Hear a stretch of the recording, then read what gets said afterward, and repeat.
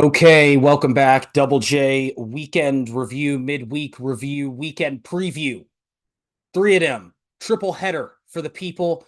This is going to be a fun episode for me. Only one United loss to talk about. I was expecting having to talk about two and then probably potentially a third this weekend as United are on the road. But wrong. What a comeback this week against Aston Villa for United. Jace is got some stuff to talk about with Arsenal. We'll get into the Liverpool Arsenal game from last weekend. We'll get into Newcastle, who are going through some of their worst form under Eddie Howe ever. And we'll get into all the games that have happened. This is going to be a big episode for the people. Strap in, buckle up, get ready. Here we go. Okay, welcome back. Double J weekend review, midweek review. How we're going to do this, just to set it up for the people, we are going to go by the table. So 2 games for every single team through the table. I'm definitely going to get confused as we do this. Hang with me. This is going to be fun. Okay. Top of the table as it stands is Liverpool. 42 points. They are 2 points clear of Arsenal. And Arsenal and Liverpool played last weekend. Liverpool won. Arsenal won. Jace, a game you took the lead 4 minutes into the game, 6 minutes into the game, maybe 4 minutes in through Gabriel, and then Liverpool going to Liverpool at Anfield. Yeah, pretty even game. Two good teams going at it, two good defensive teams going at it. The four center backs were without a doubt the star of the show, not just because Gabriel scored the goal, but all four of them, Konate, Van Dijk, Saliba, Gabriel, were all fantastic. Really good game from all of them. And again, even stats are pretty even. Arsenal had one more corner. Liverpool had one more shot on target. But yeah, they had the 5-on-1, which was the biggest chance of the game, and Trent hit the crossbar, which was a bit of luck for Arsenal. I mean, you would expect him to score that most of the time or pass it to someone who will score it, but hit the crossbar, didn't go in. Yeah, the equalizer was just atrocious defending. Everyone in the world knows Mo Salah wants to cut in on his left foot. Zinchenko bites on the fake right, takes a dribble or two inside, just fires it in the top corner. Easy as you like it for a player of Mo Salah's quality. It's extremely frustrating if Mo Salah, if he crosses it with his right foot, like if you force him to the touchline, he crosses it with his right foot, and they score, whatever. I mean, you did what you were supposed to do. It's the center back's faults at that point for not, dealing with the cross, or whatever. But nope, you let him go inside, cut onto his left foot, and he rips a shot in the top corner. It was classic Mo Salah. Um, but yeah, besides that, in the 5-on-1 and Arsenal at the beginning, Gabby Martinelli had a chance. He probably should have put away, but it was mostly just defense and the midfield battling back and forth. I thought Endo, Szoboszlai, and Curtis Jones slash Gravenberg when he came on did well against Havertz, Rice, and Odegaard. But yeah, this game, like, it was two high level sides going at it, but there's not a ton to talk about because it was mainly a defensive and midfield battle. There wasn't a whole bunch of attacking, plenty of shots, but not many on target. And again, I mean, the 5-on-1 came from a counterattack off a corner. Yeah. Like, it's not like they just, stole the ball back and broke. So, not a ton for me to say here other than a point at Anfield is always a good result. Obviously, we'll get to the West Ham game in a minute, which makes it feel like it's pointless result. But yeah, not bad. And I've like 3 talking points from this game mostly. The 5-on-1 I completely forgot about because this is Friday, so it's almost been a week since we've recorded through the holiday season and all that. I forgot about the 5-on-1. That was just the picture of Declan Rice with 5 dudes running at him was maybe the funniest picture of the season so far. It was also very funny to me seeing Arsenal fans afterwards being like, Declan Rice is immense. And I was like, okay, all right. He did good in the situation, as good as he could have, but don't act like Trent shouldn't have put that away. That was very funny to Yeah, me. Saliba did good too to outrun Nunez to take that option away for the pass. But yeah, the still picture, it's a 5-on-1. He should have scored. I mean, there's nothing Declan can do there. I mean, except just try and get in the way and did the Yeah. best he could. But yeah, Trent nailed the crossbar. And I think the other talking point I have is Jace talked about the center backs in this game. This was a defensive partnership off It was literally Kanate's fit now. We can let Trent go and do whatever the hell he wants on the right side because we have a competent right-sided center back who's quick next to him, which I've been saying I think this entire season and most of a little bit of last season. Kanate fit is easily up there, is the best center back, some of the best center backs in the league. The problem is he just can't stay fit. So if Liverpool can get him right and the rest of the season he's ready to go, it's very scary hours for the rest of the league because I've always rated him. It's just fitness has always been his problem. Trent looked so free that entire game. He was pinging balls, a lot of them long balls, over the top to Salah. They were connecting. He looked like a completely different player with Kanate next to him. And Kanate is a beast. He is a beast. He's of the same ilk as I see Saliba. He's almost a mix of Saliba and Gabriel. One, he's French, and then two, I think he's got a little bit more oomph about him than Saliba. Saliba's a bit more Rolls Royce, if you will, where he's cleaner to get the ball, better at playing the ball.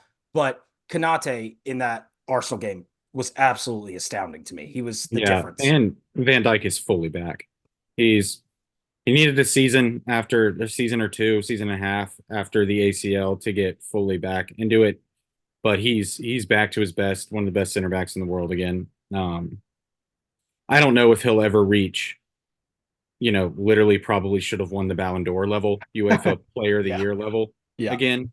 But like that doesn't like I mean, he was one of the best center backs that we've seen in the last few decades since 2000. Yeah. Um, We're talking about during that him. season, but like that doesn't mean he's still not incredible back up there with the best of the best. We were talking about him with like Rio Ferdinand, John Terry in 2019, 2018, whatever that was.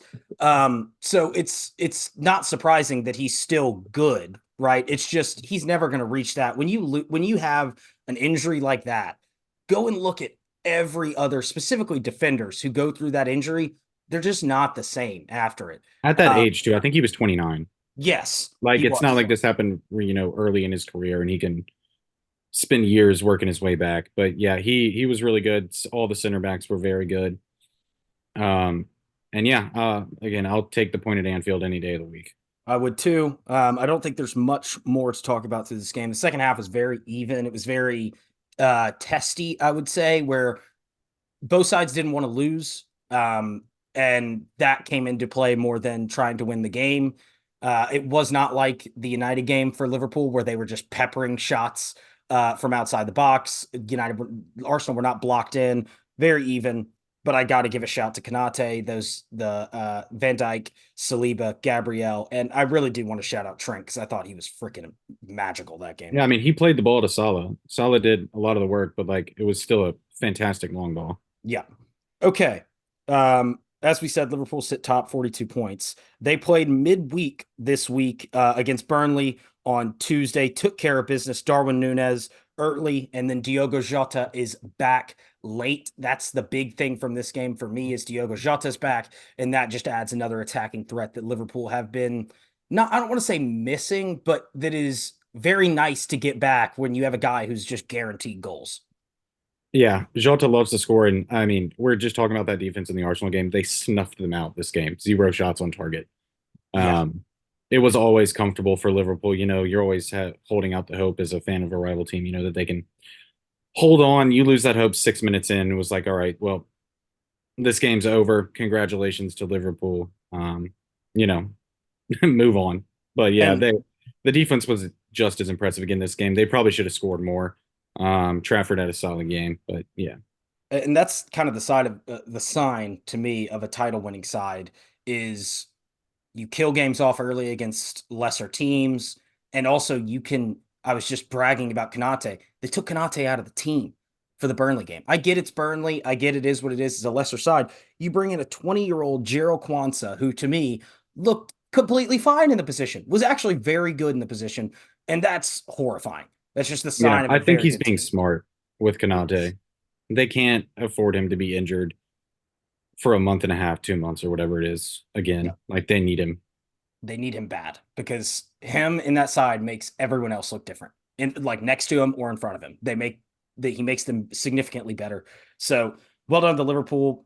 Burnley, we'll get to you in a bit. Okay. The real game from yesterday as we go down this table. Arsenal are in second, 2 points back of Liverpool. They could have gone 1 point clear of Liverpool yesterday. Arsenal nil, West Ham 2.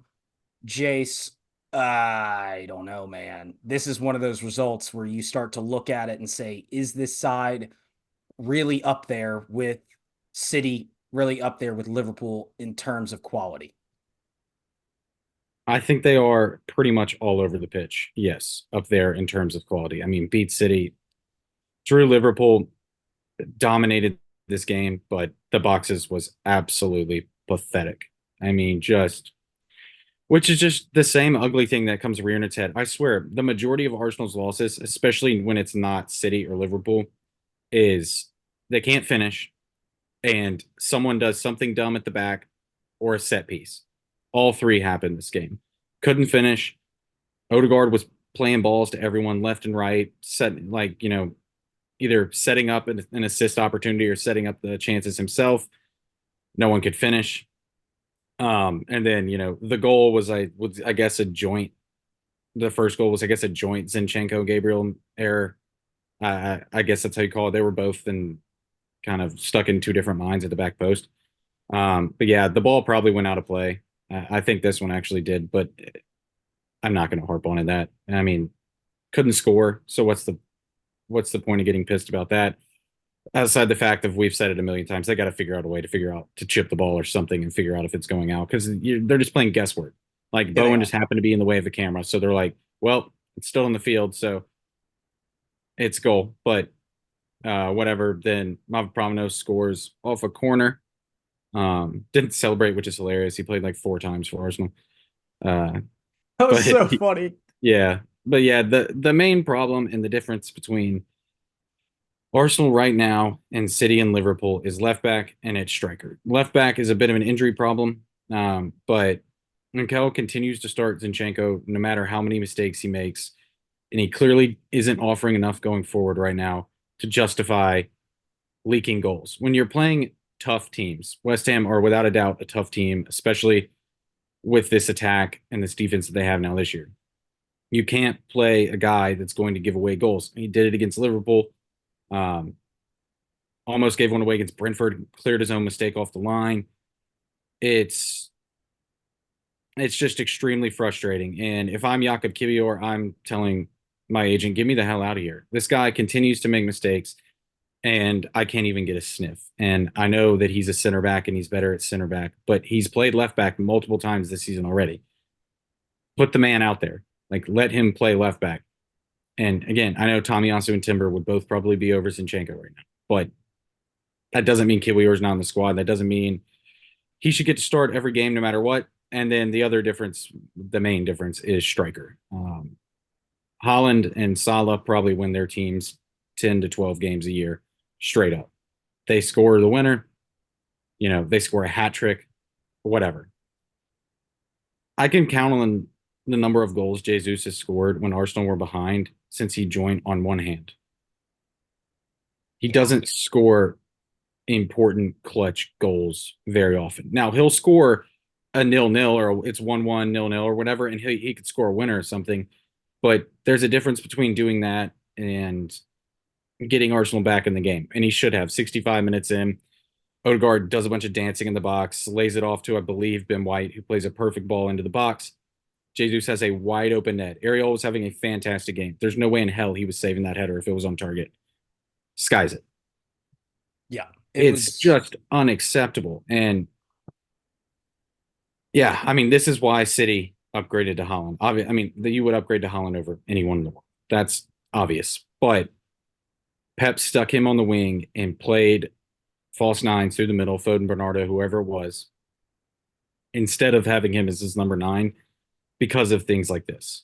And he's great at creating chaos. He's extremely electric. He's a good dribbler. He's good with his back to goal. But when it matters most, he's not scoring goals. And that is his main job. That's why he gets paid one of the highest salaries on the team. And it's just not happening.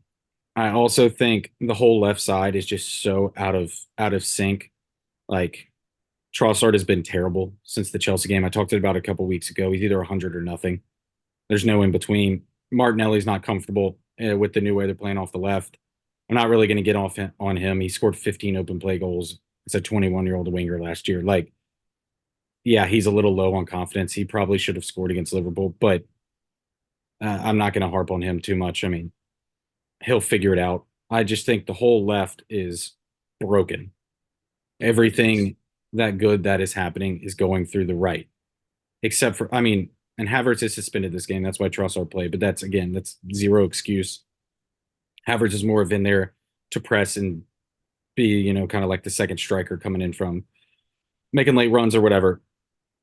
It's just not working on the left hand side. And I don't know. This was just like it's not the end of the world. I still think this team can win the league, but with the way the striker position is going right now, with the way the left back position is going right now, the lack of goals from Martinelli, with just the uncertainty in the midfield outside of Rice and Odegaard, there's some serious stuff to figure out, and I just don't see the club splashing big cash in January to fix it. I think you would have to sell Eddie. Hope you get 30 to 40. That's a very hopeful, like 30 to 40. And then, do the Chelsea thing and amortize it over 5 years because he's an academy product.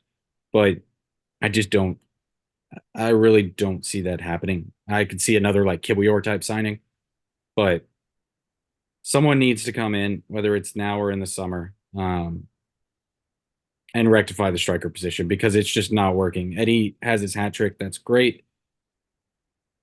I don't think he would have made a difference either. He may have scored that header, but yeah, Instead of 2-0. it's just garbage. And I should have started this off with full credit to West Ham. They played really well. Ward-Prowse is freaking unbelievable. Their defense looks compact and good. They were sitting. Everyone sits against Arsenal outside of like 3 teams, 4 teams. So I'm not holding that against them whatsoever. Bowen is great. Souček's a bit fortunate to get the goal, right place, right time. But regardless, they're a hell of a lot better than they were last year, which is kind of scary considering they won the Conference League. So, yeah, full credit to them. This wasn't all Arsenal sucking. I mean, it was a lot of good from West Ham.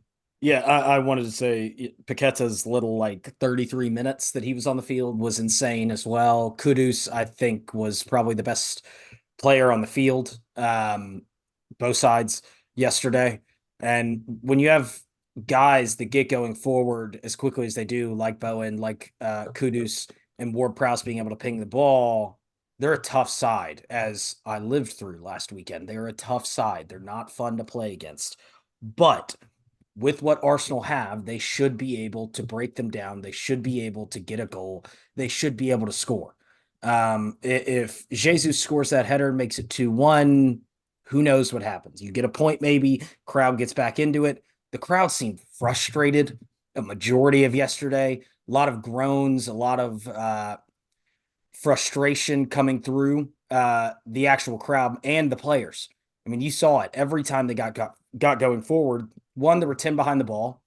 So you had guys trying to dribble in, wasn't working, getting doubled up on the wings. Saka and Martinelli, the main ones I'm talking about, were getting doubled up all night, especially because you went 1-0 down so early. That's just how it's going to be. And it was the worst performance I'd seen Arsenal put forth this season. This could be an anomaly. We could look back on it and say, man, they were bad against West Ham. That one game, nobody cares. But there were glaring problems that have been glaring problems for a minute now that are still showing their face in the tough times. And you don't see these problems at Liverpool. You don't see these problems at City. We're not seeing the problem to score goals. We're seeing system issues at City a little bit at the beginning part of the season, which is just normal them. And I think Liverpool have had a bit of a defensive personnel concern going to start this season. And the midfield's a little jumbled, probably not what they would have wanted going into the year, but they've gotten on with their business. And you look at Endo now, and he's great. So that's kind of where I'm at, where you've got these sides that Arsenal are in a title race with that have figured out their issues or at least identified them and said, that's where we're weak. We're going to understand that, but let's build those guys up. I'm talking about not even your essential players. I'm not talking about Saka. I'm not talking about Odegaard. I'm not talking about Rice. I'm talking about the Endos. I'm talking about the Simicasses, who completely forgot got thrown into Klopp at the weekend. That was comedy. Not comedy. He got hurt, so it wasn't that funny. But the instance was funny. I'm talking about the guys that aren't your main guys stepping up in positions that are key. Regardless of whether you think the left-sided central mid role is key for Arsenal, it is. A lot of their great movements last season came through Granit Xhaka. Granit Xhaka ain't there. Kai He Havertz was is there for this one, actually. he was in the crowd? He was in the crowd. That's terrible because I guarantee you, Jace and every single Arsenal fan in the ground would have said, "Can you put on our jersey just for a little bit for this game? We need you bad." It is the main thing I've seen from them this season that has been a huge issue is the connection from the midfield, really the defense to the rest of the side going forward. It's missing a link. It's missing a link, and the link is very clearly Granit Xhaka. I think Havertz has done okay in that role. I don't think that's the role he's playing, though. I agree with Jace. He's more of a second striker. He's more to get into the box. Yesterday was frustrating as all get out, man. I was watching a side that was trying to break down 11 men, which is never easy. But the only clear-cut chance I can really remember is the Jesus header where I just go, good Lord, you got to put that on target. Am I missing another one? Do you remember? Is there anything else? There weren't glaring ones. I mean, Areola had some good saves, but like there weren't. It wasn't. I think the XG was a little bit under 3, which again is a stupid stat. It doesn't matter if you don't score. But yeah, no, there weren't really a bunch of glaring chances. But like, you're just it's a lot of pointless touches. Like everyone's like, oh, 77 touches in the opposition box. That's great, but like, what are you doing with them? And when they got 10 men behind the ball, it's not like that are all in the box. You're going to get touches in the box. That's how this West Ham side set up. That's how they are built to play. If they get an early lead, they're going to block you up. They're going to frustrate the hell out of you, and it's going to be tough. And so I felt a lot of times yesterday, too, you got too cute with it almost. You would get those touches in the box, and it was like, shoot, shoot, shoot, shoot. And we were trying to get clear-cut chances. We were trying to get the best possible chance we could get, which I understand. You want to get the best possible chance you can get. Shoot the ball. The amount of times I was watching the TV yelling, shoot the ball from Arsenal players being in the attack was uncountable yesterday. That was such a problem in the late Wenger years. Just wanting to get the perfect goal, wanting to pass one more time instead of just shooting the damn ball. I do think that's a problem. But yeah, it's not the end of the world. It's really frustrating. Have to be, I think, Brighton it is. On New Year's Eve, or yeah, New Year's Eve. Um, can't lose 2 in a row. Can't go 1 point from 9. Can't go 2 points from 9. Have to win. And Brighton will get to. They are looking back to their best ways, but yeah, really, my last thing is hopefully that penalty save for Raya can do some good. Maybe some sort of positive come from this game. Always saving a Yeah, penalty is always a big confidence booster. that was about to be salt, a lot of salt. A very like the amount of salt that was going to be put into the Arsenal wound. If I'm not kidding you, it was big that was saved because the amount of people that would have come out and said Rice left West Ham and look what he did. He gave away a penalty late for which is inconsequential because they were 2-0 down at that point. So it wouldn't have Yeah, it didn't mattered. matter. Like that's purely like I'm hoping maybe a confidence booster. Like again, 3-0 and the goal difference going from 18 to 17 really does. I wouldn't have cared that much. It would just, been even slightly more embarrassing. I agree. And my last point, I've said this entire season, in the beginning of the season, I was a little concerned about goals going forward for Arsenal. I had said the Jesus against Holland and Salah thing. I think more just Holland because I didn't expect Liverpool to fully be in the title race. I'll own up to that. Was going to be an issue, but I started to kind of change my tune because you're defending so well, and if you're going to defend like that, if you're not going to give opportunities away, it doesn't really like the top half of the pitch isn't as important as it is in other sides. If you're going to defend like this, though, that's where my concerns start to come in for the longevity of winning the league for Arsenal. But again, like Jay says, it's one game. It's not the end of the world. If they go and win against Brighton comfortably, then everyone's going to just say we got another 3-man title race, and this is going to be fun, and this is going to be awesome. So, okay, let's move along. Third place in the Premier League is Aston Villa. We did say last week that this would be the craziest result in the Premier League this season if Sheffield United were able to get a point away to Villa. I'm sure a lot of people thought that we were talking about the United game there. If they were able to get a point away to Villa, they were. They were 1-0 up late. Nicolo Zaniolo comes up to save them. And Jace, I just don't know if this Villa side have everything to be put in that title race yet with results like this. No, I don't think so either. I don't know how Zaniolo is playing. I don't know how he got away with the gambling. Like it seems like everyone else got suspended, but that's beside the point. Brutal for Sheffield United, just brutal. They did so well. They defended their asses off. They get 2 shots on goal. They get 1 in, looking great. There was a ton of added time. I don't even remember what for. This was a week and a half ago, but extremely frustrating for them, but obviously still a good point in Villa's 15-game unbeaten run at home. But yeah, I don't think, I mean, I'm saying this, Arsenal just lost, but I don't think Villa have it in them to go all the way. And we'll get to their next result in a minute. But that's another example of it. That's mainly why I think it, not even this game. Because they couldn't hold on to the lead in that one. But yeah, that doesn't mean I don't think they can still get fourth. Like I still think they are definitely in a battle for fourth place. And of course, I mean, I could be eating my words. They could go on another big run, but I don't think they have the experience to do it. And they're also in Europe, Yeah. and they're in the Conference League, which means they're going to go far. So they're going to be playing in Europe until probably at least April, I would think. So I thought you were talking.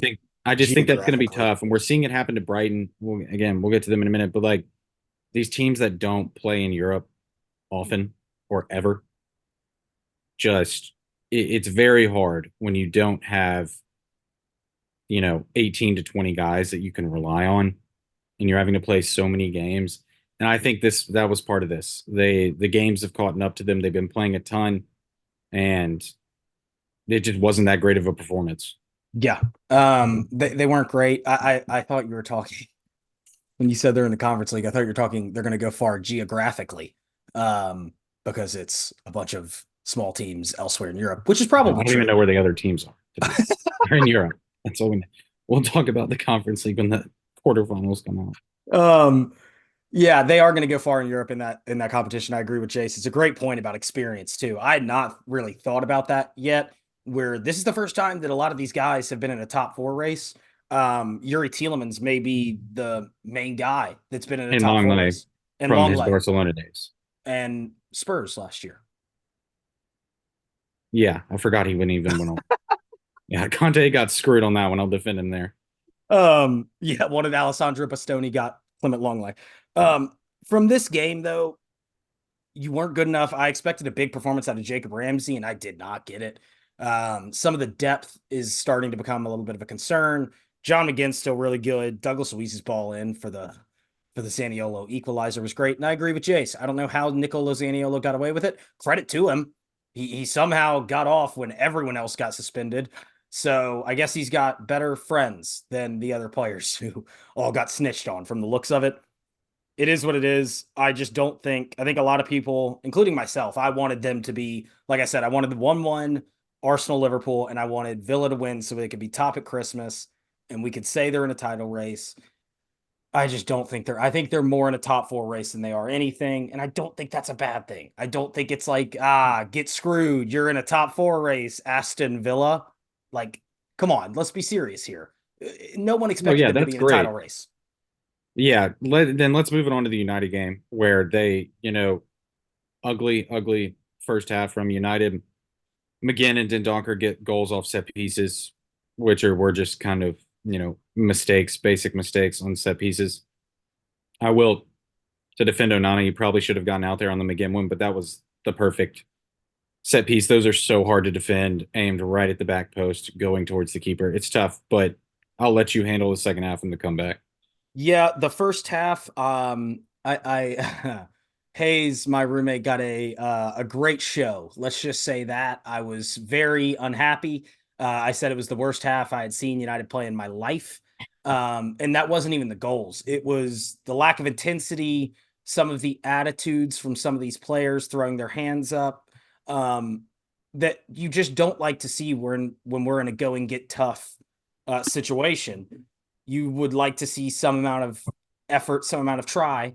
Um, McGinn's goal, I agree with Jason. It's one of those perfect balls in. A lot of the United fans came after the keeper.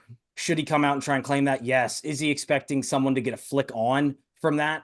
Probably, which is why he's staying there. It's such a good ball. You're expecting either your defender or a Villa player to get some sort of connection with the top of their head and flick it on towards the back post. That doesn't happen. The ball goes through. You see that happen a billion times. And rarely is the keeper yelled at like he was yelled at by United fans after that goal. The second one is horrendous defending. I lost my mind on that one. Slammed my hand against my bed right here, slammed it, and said, "You got five guys looking at Dendoncker, who's right in front of the keeper." So the first half, not great. When they went 2-0 down, though, you could start to see, like, oh, we're 2-0 down. We should probably, get going. And it's like, can we not just do this from the start? Can we not just get going from the start? Is that too much to ask for? To get going from the start? Good Lord, this side. The second half was typical Manchester United. I'm not talking about the last 10 years of United. I'm talking United DNA of 2-0 down, don't matter. 3-0 down, don't matter. We got 45 more minutes and we can score. These guys learned how to score. They learned the offside trap at halftime, too. I think there were like 15 offsides in the first half for United, trying to get in behind too early. We saw it on the potential equalizer for Garnacho, the first one where he was offside. And we saw better movement. We saw better play. I thought the passing from United in the second half was incredible. Bruno Fernandez, incredible. Christian Eriksen, Erickson. incredible. And he was the connector that we've been missing. This guy to get the ball into Fernandez where he's not having to drop deep and try and play this Superman role, where he can play in a number 10 role, where he can be the creative factor because the ball is getting played to him in that position. He's not having to come pick the ball off the center backs or whatever. The front three for United, Rashford, Højlund, Garnacho, has to be the front three going forward. Garnacho showed this game. I didn't know he had this in his game. The right wing, he's comfortable. He is significantly more comfortable than Marcus Rashford over there. Rashford looks one way, right? It's a one-way street. I got to hit it down the line, use my pace, and I can try and cut inside. But most of the time I cut inside, I'm going to lay it off and try and do some 1-2. It doesn't really come off. He's not as comfortable over there. He looked incredibly comfortable, specifically in the second half on that left side. Garnacho looked incredibly comfortable on the right side. And we waited for a miracle to call, and a miracle came calling. Rasmus Højlund at the end of I think it was 81 minutes into the game, gets his first Premier League goal. And you could almost feel it. When it went from 2-0 to 2-1, the crowd just erupted.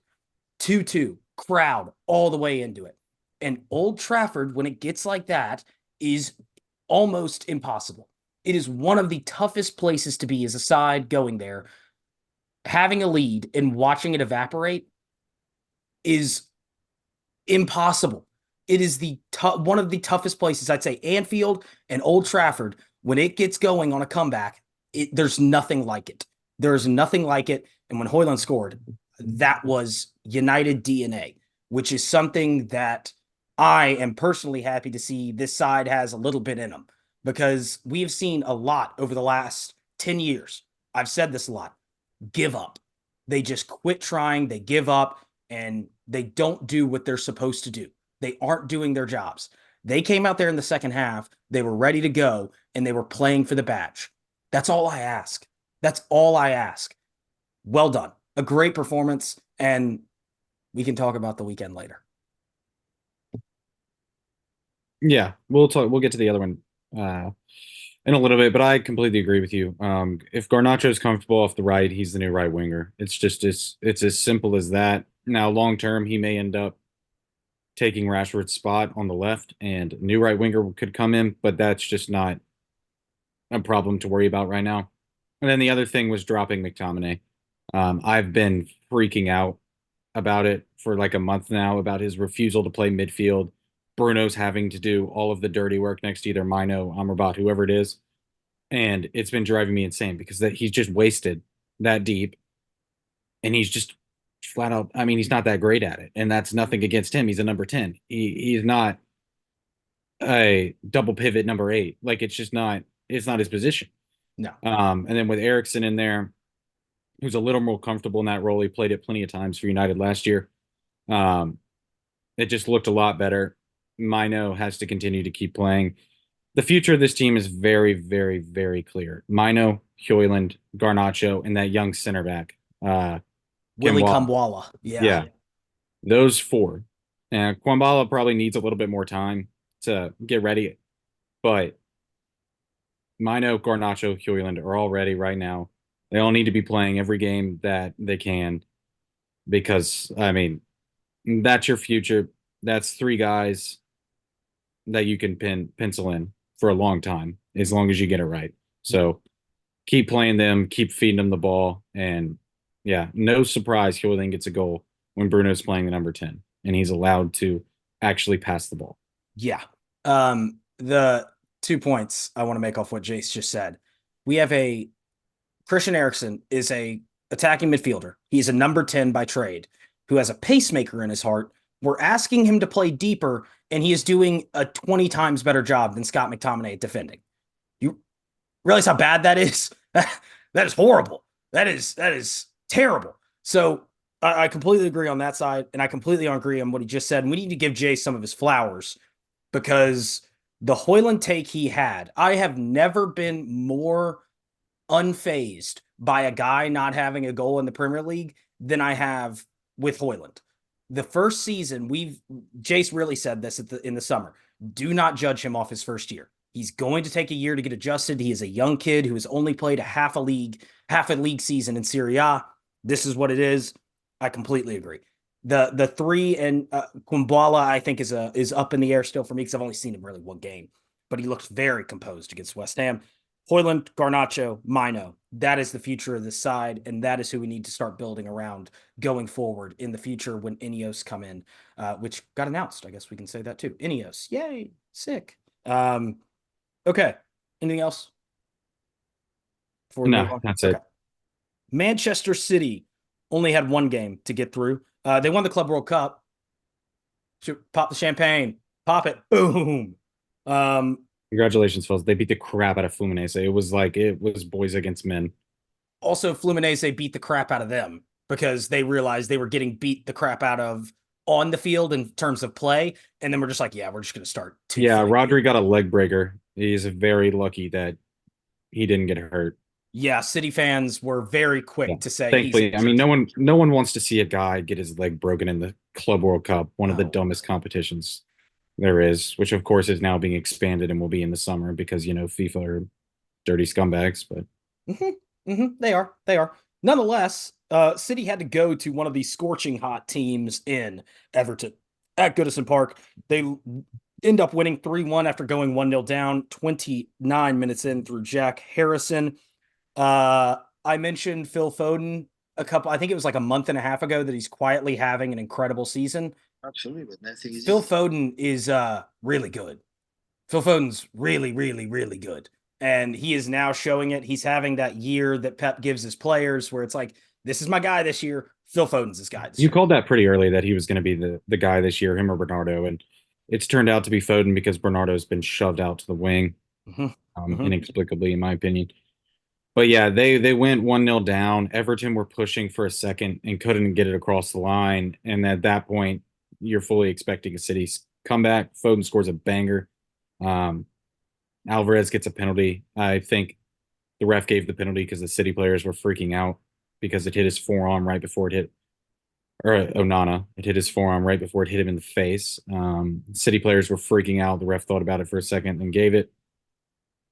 It's soft. All I'll say is that is Odegaard hit the ball with his hand and like dribbled it with his hand, and they didn't call a penalty. But this guy covered shields his face, and it's a penalty or whatever. Then the third goal was just atrocious from Pickford. Great finish from Bernardo, but just absolutely atrocious from Pickford. It was kind of similar to Rice against Chelsea, just from a bit of Yes, a different angle, like it just some was. dumb crap from the keeper, and then whoever gets it just picks out a pass or picks out a shot that's perfectly goes in the corner. Yeah. Um, but yeah, it was a hell of a fight from Everton in the first half, but they got pinned in real deep in the second, and it was bound to happen. They were I fully expected City to win, whether they gave that penalty or not. So it's not going to freak out. No. Yeah, I think once you have the amount of chances you do and don't go 2-0 up, and they didn't have like it wasn't like there were, Everton were peppering City. It was just they had a couple to make it 2-0. You just know, don't you? I call them the Monstars for a reason. They're going to end up rearing their ugly head, which to everyone is terrifying. And they've got the guys to do it. Phil Foden, whatever you want to say about his haircut, about how he looks, about anything like that, he is an elite talent. He is an elite player for Manchester City. Bernardo was, I think, the best I've seen him off the right wing this weekend, or this week, midweek. And the only real thing I have to say about this is Nathan Ake came back in at left back. Huh. Huh. Funny how that happens. And then when Stones gets injured, you move Vardiol to a center back role, which he looks a lot more comfortable in. That's magic. Wow. Impressive.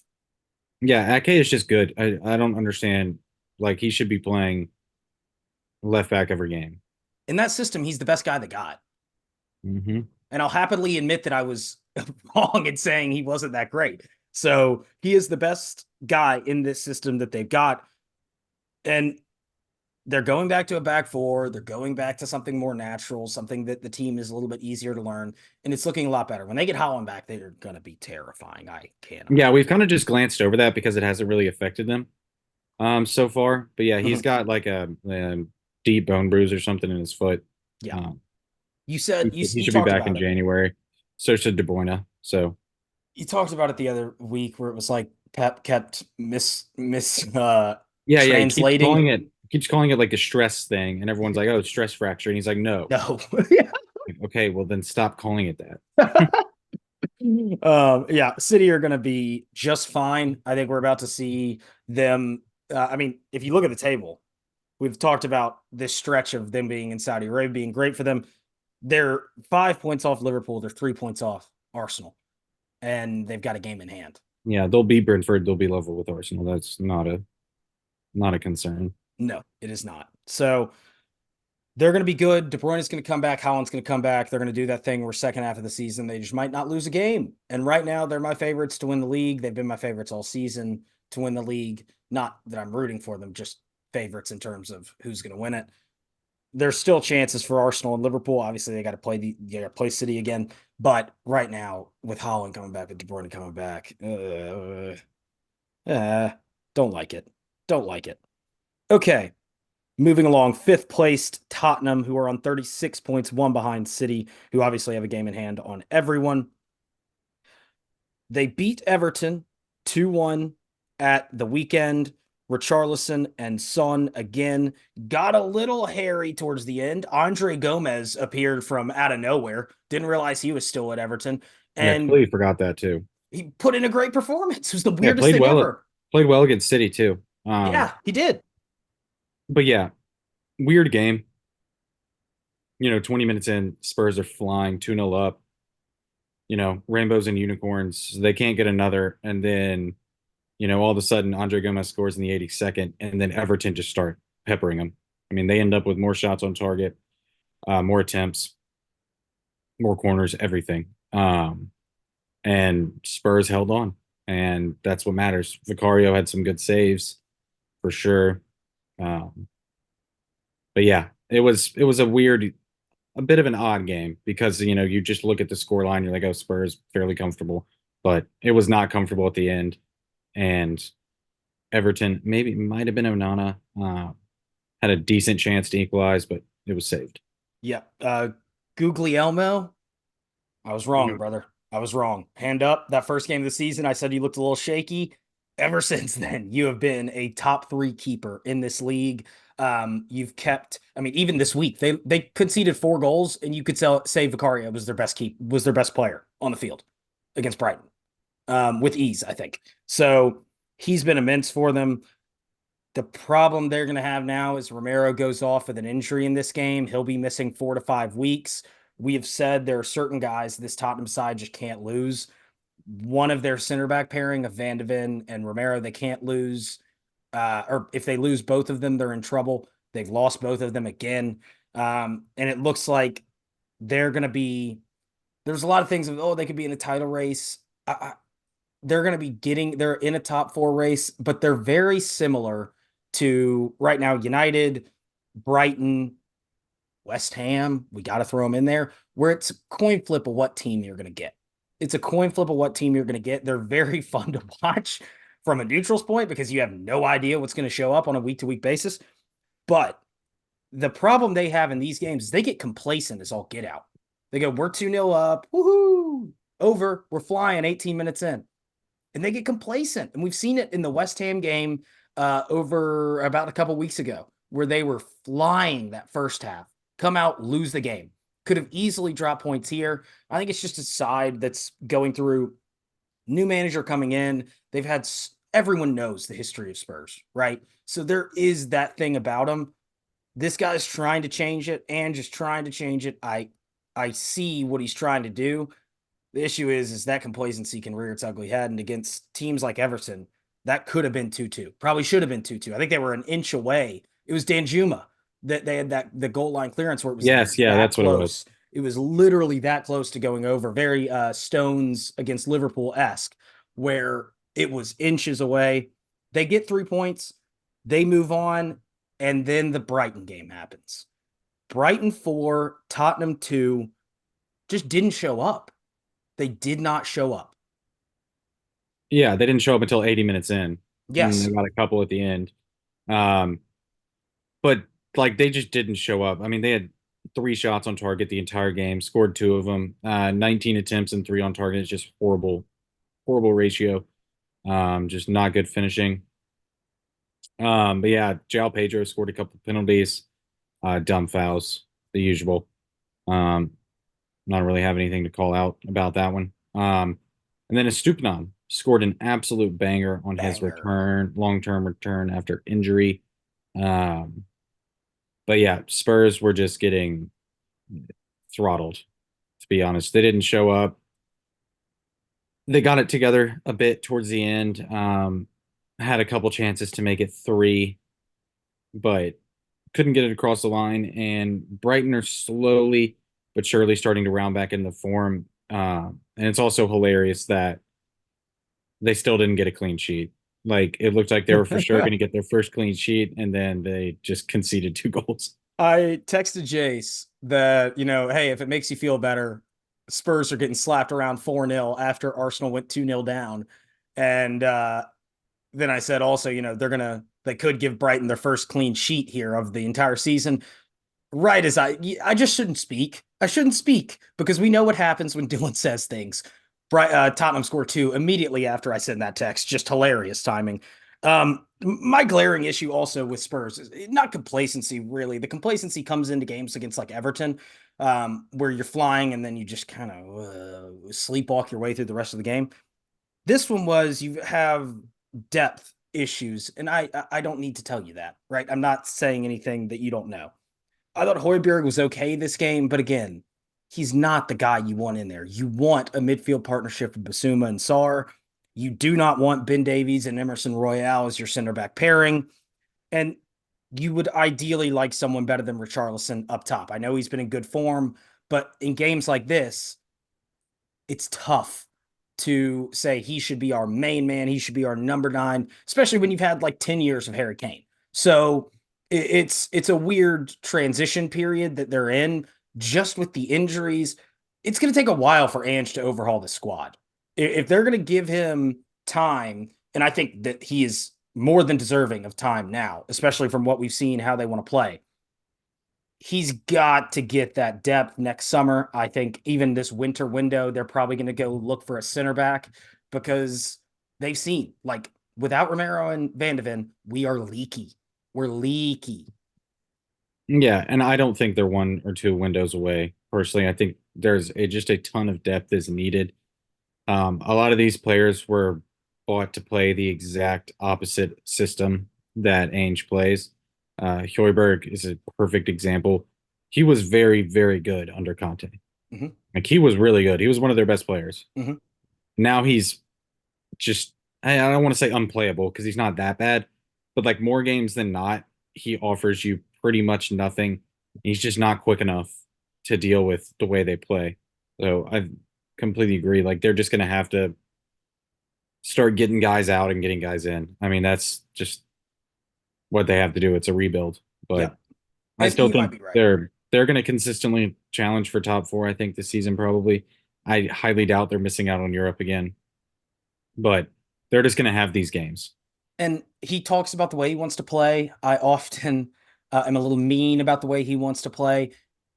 When you are set to what you want to do and you have depth concerns like this is going to happen. This is just going to happen. So, um, well done to Brighton. They came out there ready to go.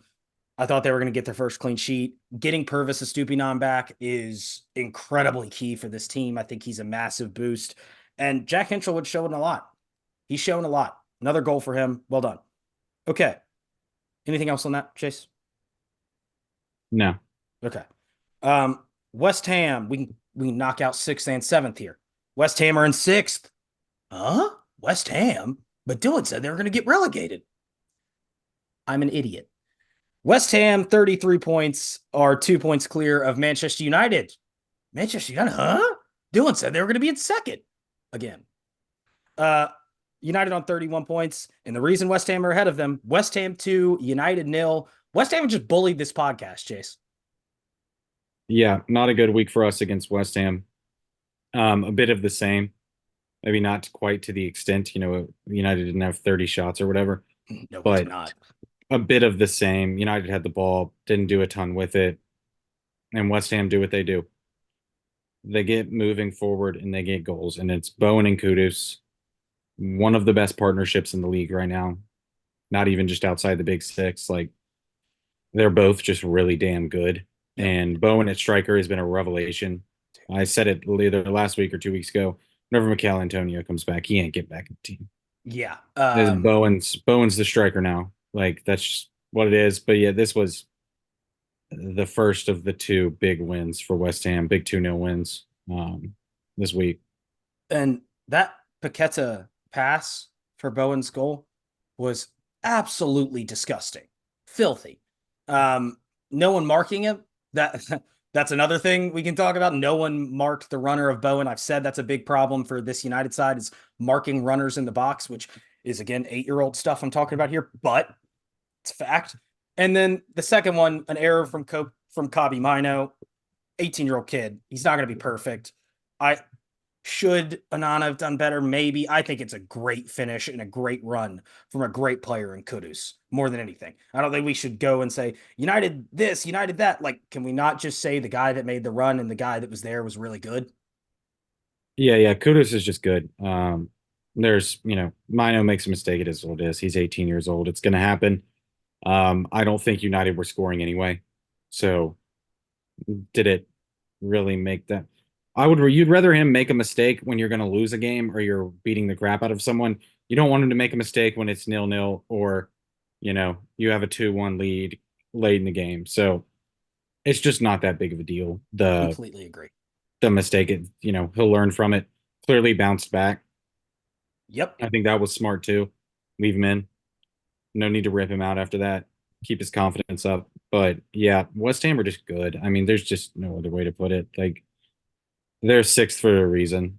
Yep. They're going to be fighting for Europe all season, I think. Dark horse in the Europa League, especially if Liverpool fall off or get surprise eliminated or whatever. But They're yeah, talking about the they're league just good. there. Oh, they're talking about the Liverpool fall off No, the league. I was like, I don't see that. no, Europa League. Okay, yeah, yeah, I do see that. I see them maybe playing a youth team and maybe getting knocked out. That could happen.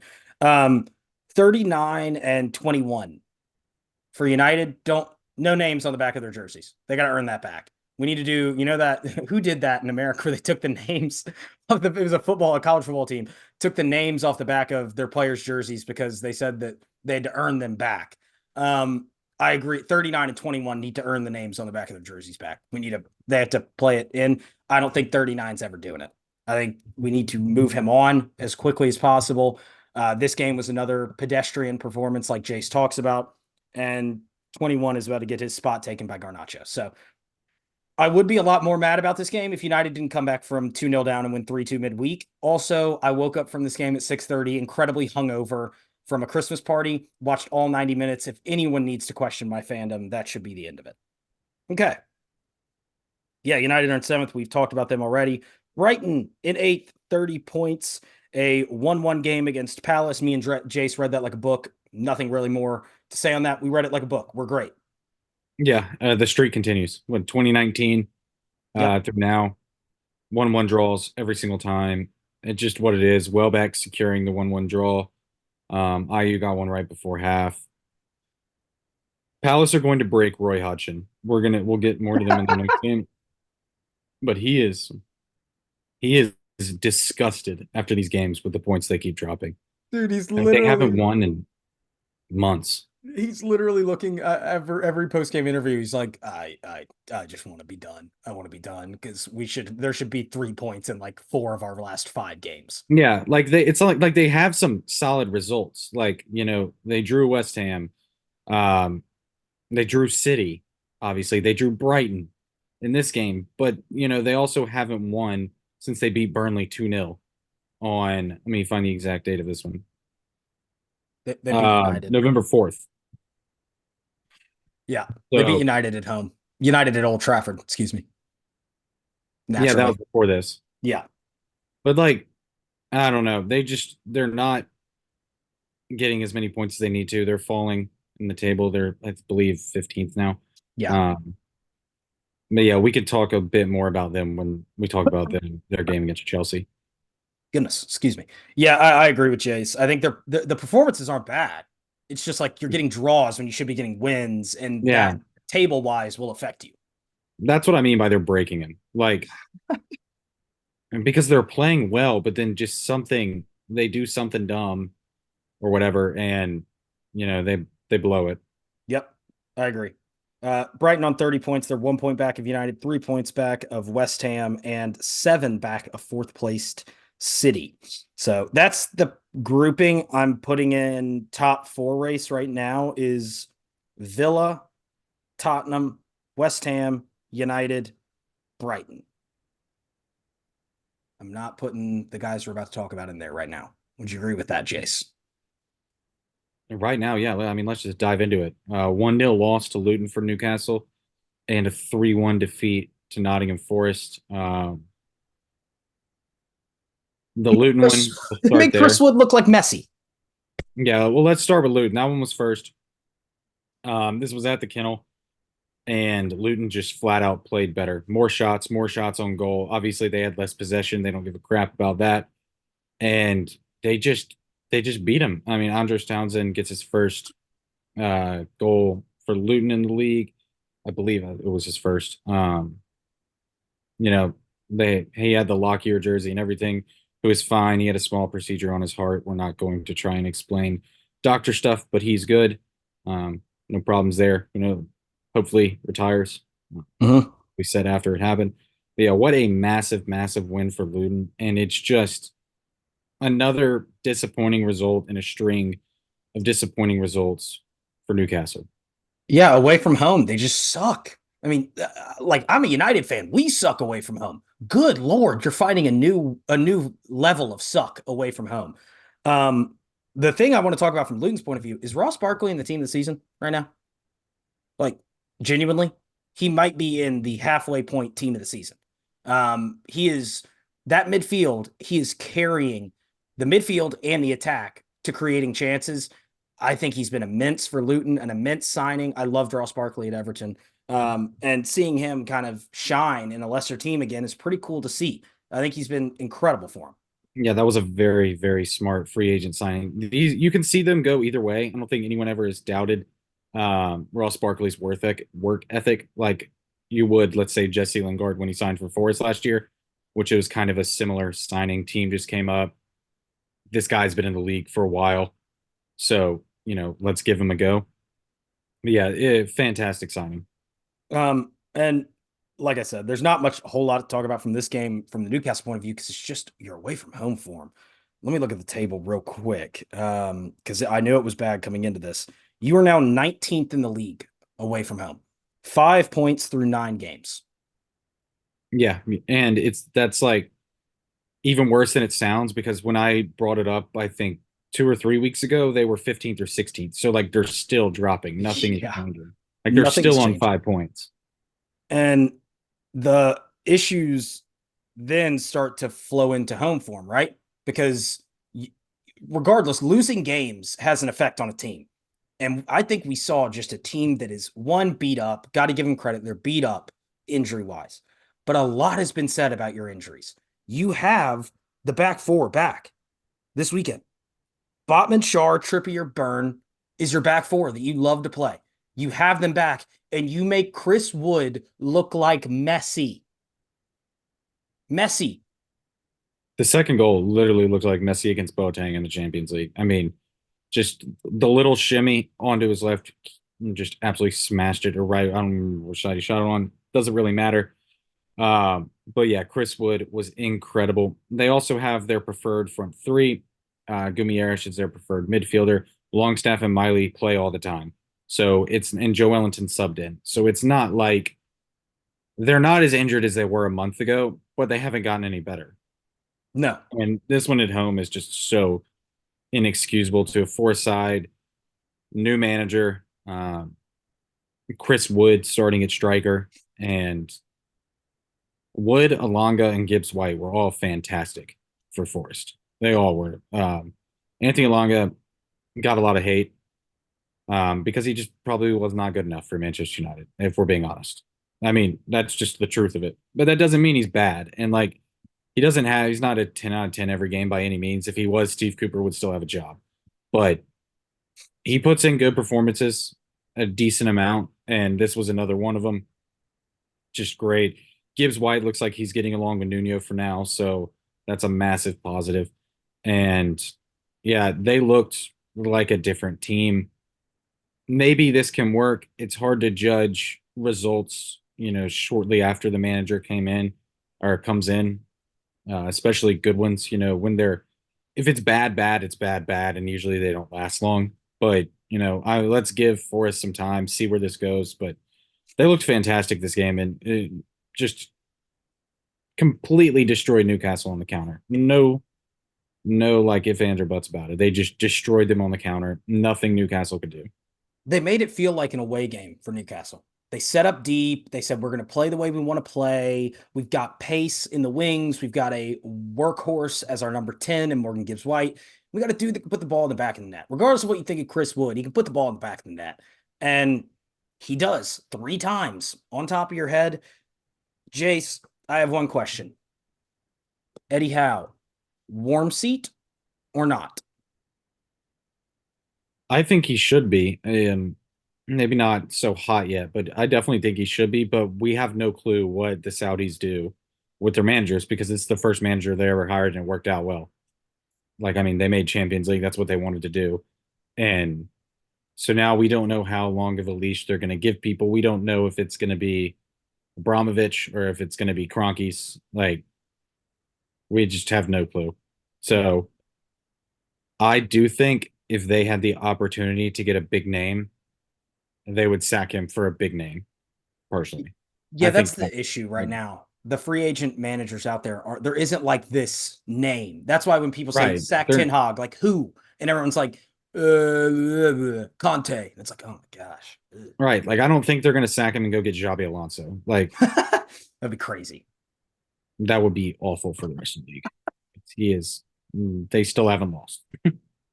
That would be hilarious if all these big sides are saying, we want Xabi Alonso, we want Xabi Alonso, and then Newcastle are just like, bag. And he's like, all right, yeah, sure. Yeah, they Um, might. Carlo got an extension at Real Madrid today, so he will not be going to Brazil. what? Yeah, so Xabi Alonso might actually be on the market in the summer. That's horrifying. Okay. We do talk about United when we say they don't draw games, they either win or lose them. United 10 wins, 1 draw, 8 losses. Just hilarious. Also, Newcastle have 9 wins, 2 draws, and 8 losses. You ain't that far apart. So they're in a bad spot right now. I think the run of games they have coming up um isn't easy in the slightest. You've got to go to Anfield on New Year's Day. You've got a Tyneside derby against Sunderland in the FA Cup at Sunderland. And if you lose that game, you have Liverpool, Sunderland, City, Villa. Have That's fun. 3 of the top 4 Have and an fun. FA Cup game. Have fun. Okay, let's move off them. In 10th are Chelsea on 25 points. Wolves 2, Chelsea 1 at the weekend last weekend. Jace, this was just typical. It was typical Chelsea. You come out and have a good performance, then you have a bad performance, then you have a good performance. They're just 50-50 this year. Yeah, the attack was truly atrocious in this game from Chelsea. Just they couldn't put together either like a good run to get multiple chances, or when they did get a chance, it was just a complete whiff. Gallagher was giving the ball away left and right, and just it was pretty bad. Lamina scores the first for Wolves, and then Nkuku and Mudryk come on, and it looked a lot better. Nkuku specifically looked very good. Had one cleared off the line a little bit earlier, and then ended up scoring a basically pointless goal at the very end of the game. And that was because more bad defending, I believe, is from Badiashile, led to Doherty getting an easy goal to make it 2-1. So when really they probably should have gotten the equalizer from Nkuku, they gave up a dumb goal 3 minutes before they score that one, and they lose the game. And it's just what it is right now. Like, I've got some positives from the next game, um, but this one, besides Nkuku and besides Mudryk, there really wasn't a ton of positives. Starting Nico Jackson and Brocha is just, I don't think that's the move No, personally. but neither of those guys are good enough to be the number 9 for Chelsea consistently. I think every Chelsea fan knows they're going to go and get a striker in either January or the summer window for sure. Sterling, the only thing I had, Sterling had that chance to lay it off to 2 guys for an open net and went for a shot against Jose Sa, who's a very competent keeper. Come on. Um, I've asked him to be the leader and the guy that should be the person to look up to for a lot of these young guys that Chelsea have. That is not the type of act you want to see. And when Mudryk came on, I thought I agree with Jace. When Mudryk and Nkunku came on, they were a different side. Now we can talk about Mudryk and Nkunku starting Chelsea 2, Palace 1. It wasn't perfect. It wasn't the easiest thing in the world, but it was 3 points. Exactly. Yep. 3 points. Nice little goal from Mudryk. I thought Malo Gusto was their best player. He's starting to look like, or I'm starting to understand why they bought him from Lyon last January, even though he had to go back for 6 months, and he was throwing a hissy fit at Lyon and all sorts of stuff to get out of there and get to Chelsea. But I can see why they wanted him. His work on the first goal, I mean, running all the way across to the other side of the pitch, there was some luck. The ball bounced right back to Nkuku before he paid it to Gusto. But still, that doesn't take anything away from it. I thought he was really damn good. Mudryk and Nkuku looking good. Nico Jackson skied an absolute sitter, then scored a weird offside goal. There was a deflection off the defender, but they didn't count it. They just said it wasn't deliberate. I don't know. They got it made up for with the Madueke penalty. I don't think there's too many people complaining about it now because of the pin. But yeah, the Olise equalizer before half was nice. Um, But yeah, they just needed the 3 points. They're in that mode. We talk about it with plenty of teams throughout the season. It doesn't matter. Just get 3 points, move on, find the players that work in your 11. And I think they're slowly starting to do that. Caicedo looks pretty good. Um, but they're starting to figure this out. Cole's been playing a lot of left back. Um, Gusto good at right back, and Kuko and Mudryk just start every game. And then you just kind of start filling it in, finding the right guys to fill these positions. Yep, I completely agree. Malo Gusto is the best player on the pitch. On was this Wednesday? Wednesday. I don't know. I'm lost. Regardless, he was the best player on the pitch for Chelsea. And also it allows you to get a chump of change for Reece James, in my opinion. Whenever I think you've got a right back there that can stay fit, that is as good as Reece James and can get better. Not better than Reece James, it can get better than he is right now, and looks like a player who wants to play for your club. That's also a thing. He looked ready to go. He looked excited. Don't start Matson off the right wing. It's my one thing from this game for Pochettino. What are you doing starting a left back off the right wing? You've got Noni Madueke. I get the personality issues that have been apparently going around with him, where he's partying on training days and all that stuff. If it's down to Madueke or Matson at right wing, play Madueke. And I think we're going to start to see Madueke get his minutes. I think we're going to start to see Poch kind of find his feet with the guys that he can trust to put in performances. They're going to be an interesting side the second half of the season. I think you might see a little bit of an uptick from Chelsea. I also think they still have that thing of they're going to be 50-50 every game. So Chelsea, Yeah, I mean, it's definitely still a work in progress. I mean, it's not just gonna one win isn't gonna fix everything, but I do think for the first time in a while we can say it looks like they're kind of starting to figure it out. yeah, I agree. Okay, Chelsea in 10th on 25 points. We are halfway through the table. We're going to take our break there. We'll be right back. Okay, welcome back, Double J. Midweek and weekend review. Focus it on me. No more Jace. No more Jace for the rest of the episode. He's got to run to a bowl game, the Liberty Bowl. For those curious, Memphis at Iowa State. It is cold and raining in Memphis right now, so good luck to him. Not me. We were in 10th. We stopped at Chelsea. Let's get into Wolves in 11th. They are on 25 points, level on points with Chelsea, level on points with Bournemouth. They got a 4-1 win over Brentford, who lately have, like we said, we thought the Bryan Mbeumo's injury was going to affect them. It has. Just did not come out and have it. It was actually a crazy start to this game. Very typical Brentford, where maybe last season they would have gotten a draw out of it. 2 goals in 2 minutes from Lamina and Hwang before Visa made it 3 goals in 3 minutes and 2-1 to Wolves at that point. It ends 4-1. Hwang gets another. Bellegarde gets one late in the second half, and it was a typical Wolves performance, a great performance from Gary O'Neill, and that's 6 points from 6 for Wolves, who are comfortable.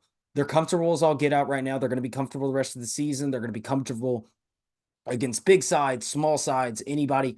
If Hwang can keep this form up, if they can get Neto back as well, they're going to have Neto coming back here shortly. Did he come on in this game? Let me check. I don't think he did. I knew he was on the bench. Let me check real quick. If they can get him back in, though, going, it's going to be a very, very good Wolves side going forward. He did not come on, by the way. Hwang came off injured 47 minutes in. So that's going to be a big thing to look at for Wolves. For Brentford, you're about to get Ivan Toney back. Try and steady this until you can get him back. If you sell him, got to replace him very quickly. And then hopefully Mbeumo can come back and hit the ground running when his injury is done. So that's Wolves. 25 points, 11th place. Let's get into Bournemouth, who got a result at the weekend against Forest. Need to get into the Willy Bali red card, one of the worst calls we've had all year. Looked very clear that Bali got the ball. I knew he threw himself at it, whatever. Doesn't really matter to me because he won the ball very clearly. VAR can't review it because it's a second yellow. The fact that that's a rule is just crazy. And Dominic Solanke gets a hat trick for Bournemouth. 51st minute goal, 58-minute goal, and the 94th minute winner to hurt Nuno's first game or second game? First game in charge. And then, they go out and get a win midweek against Forest, so all's well that ends well. But a call that probably takes away at least a point from Forest. I think they would have gotten a point out of this game with the way that it was being played. Nonetheless, Dominic Solanke is on fire. Bournemouth are on fire. Iraola's on fire, and they're a good side. They're a very good side. So Bournemouth in 12th on 25 points.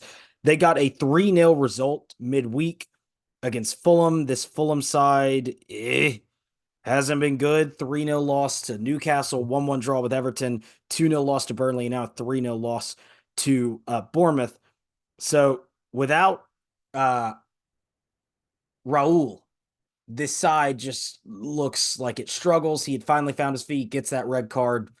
It's tough, and you run into a buzzsaw that is Bournemouth right now. Okay. They're in 12th. 13th are Fulham. They lost 2-0 at the weekend to Burnley, as I said. Burnley trying to find something. We're going to get to them in a minute.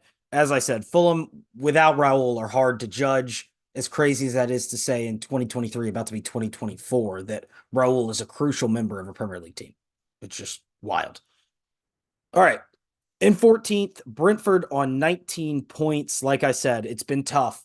Without Mbeumo, without Tony, all the attack is being lied on Keane Lewis Potter and more so Yohan Visa. It's not easy. They're so beat up. And a team like this, one guy goes down, especially the key guys going down, you just see a downtick in form. They will be begging for Tony to come back. They will be begging for Mbeumo to come back. When they come back, I think they're fine. I don't think there's going to be an actual issue with, relegation or anything like that. But right now, it ain't great. Palace in 15th, we've already talked about. Forest in 16th, we've already talked about. And Everton in 17th, we have already talked about. Luton in 18th.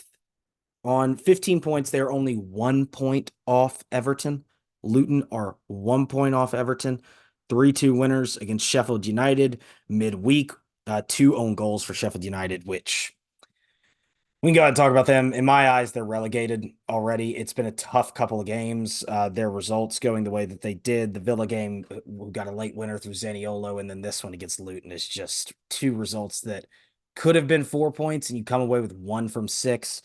Not the greatest. We did say it would be a shock result. It was a shock result against Villa, but I just can't see them getting out of the spot they're in. 9 points, 7 points adrift of safety, 2 points behind Burnley, who are 5 points adrift of safety. Obviously, quick math there in my head, no big deal. Who lost to Liverpool 2-0. We've already talked about that game as well. So that's review done. That's our review done. I'm going to get through some predictions and get out of here. Obviously, if Jace were here, this probably would have been a little bit more in-depth towards the end. Holiday season, people. The holiday season, stick with me. So today's a full slate of championship games that just started. But in the Premier League this weekend, the early kickoff, Luton at home to Chelsea. Chelsea have just gotten a win. The Kennel is no easy place to go. Give me 1-0 Luton. The 9 a.m. games, again, these games are not good this weekend. We had the holiday, the holiday schedule. Everything's great. It's all fun. The games this weekend are crap. Villa at home to Burnley. I think Villa get back to the winning ways at home. Give me 3-1. Palace at home to Brentford. These 2 teams are some of the 2 most out of form teams in the league. 2-1 Palace. Palace have been putting in the performances more than Brentford have so far as of late. City at home to Sheffield United.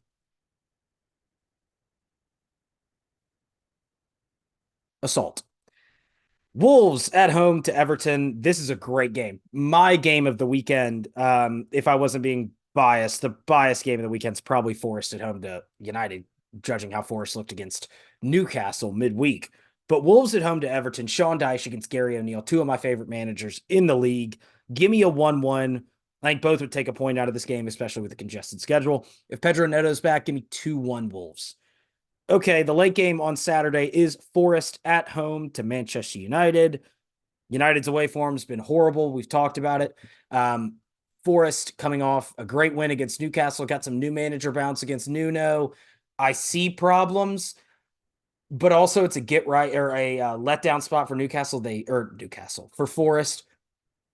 They haven't really been able to put 2 on the bounce. I think United are going to try and be able to put 2 on the bounce because they haven't really been able to put 2 performances on the bounce. Give me 2-1 United in a close game. I think Forest do give us some problems. Sunday, Fulham at home to Arsenal. Arsenal off the 2-0 loss to West Ham. It would be easy for me to pick a draw. Again, I think Raul is going to be back. I said there's not Judge Fulham on without Raul. 2-1 Arsenal, but it's not easy again. And then the final game, there's no Monday game, I don't believe. Yeah, there is. Yeah, there is a Monday game. Monday game's the game of the weekend on a Monday. Tottenham at home to Bournemouth. Give me Tottenham. No. No Romero, no Van de Ven. This is a system play. 2-1 Bournemouth. Dominic Solanke keeps up his stunning run of form this season. The Monday game is the game of the weekend. Liverpool at home to Newcastle. This could be bad. This could get really ugly. The away form, we've already talked about enough this episode alone for Newcastle. Liverpool at Anfield, they're not going to want to drop any more points. They've gone 1 point from, or 2 points from 6 through the United and Arsenal games. Get right spot here. Give me 4-0.